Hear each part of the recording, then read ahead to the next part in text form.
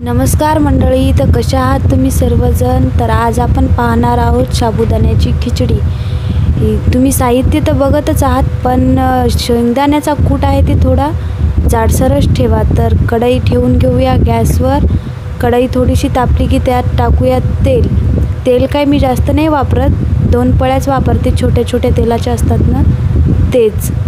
तुम्हाला लागेल तेवढं तुम्ही घ्या, पण मी सांगते की साबुदाण्याला जास्त तेल वापरू नका। आणि मी याच्यात थोड्याशा मिरच्या तळून घेतल्या होत्या, त्यामुळे मी याच कढईत आता साबुदाण्याला फोडणी देत आहे। कढीपत्ता आणि मिरची, मला कढीपत्ता फार आवडतो साबुदाण्यामध्ये, तुम्ही पण टाकू शकता।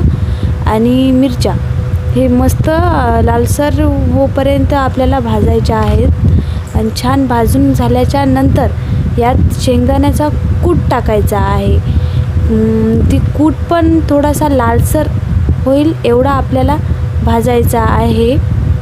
हे भाजता भाजता तुम्ही पहा, तर म्हणलं आज श्रावण सोमवार आहे तर करून घेऊ साबुदाण्याची खिचडी। आमच्या गावाकडे तर याच पद्धतीने करतात। जर तुम्हाला माझ्या गावाकडले असेच व्हिडिओ पाहायचे असतील तर माझ्या चॅनलला सबस्क्राईब नक्की करा।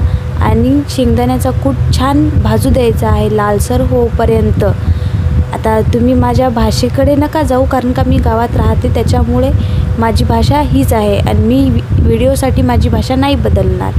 हे पाहे झालेलं आहे लालसर, आणि याच्यात टाकून घ्यायचा साबुदाणा।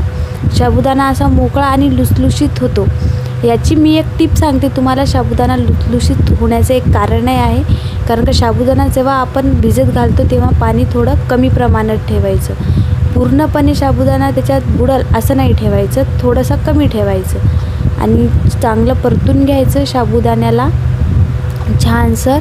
आणि चवीनुसार लागलं तेवढं मीठ टाकून घ्यायचं, तुमच्या चवीनुसार लागल तेवढंच। मी दाखवत आहे पुढे व्हिडिओमध्ये, पहा तुम्ही याला किती मीठ लागते काय नाही, कोणाला कमी जास्त आवडते त्याप्रमाणे टाकून घ्यायचं। आणि हे आहे उपवासाचे मीठ, याला कोणी शेंदा नमकही म्हणते, तुम्हाला सरासर भेटून जाईल किराणा स्टोअरमध्ये।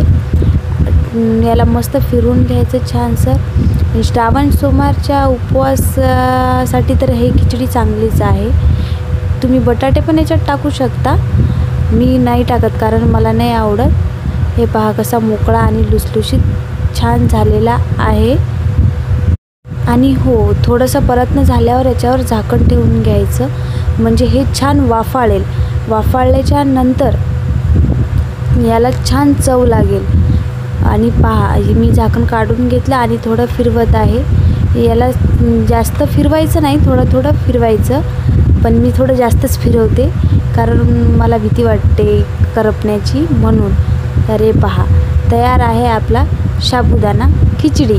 तुम्ही सांगा मला कशी आहे माझी साबुदाणा खिचडी। आणि हे 5 मिनिटातच होते, साहित्य पटकन तयार केलं तर 5 मिनिटातच तयार होते। चला तर बाय, भेटूया पुढच्या ब्लॉगमध्ये, टाटा।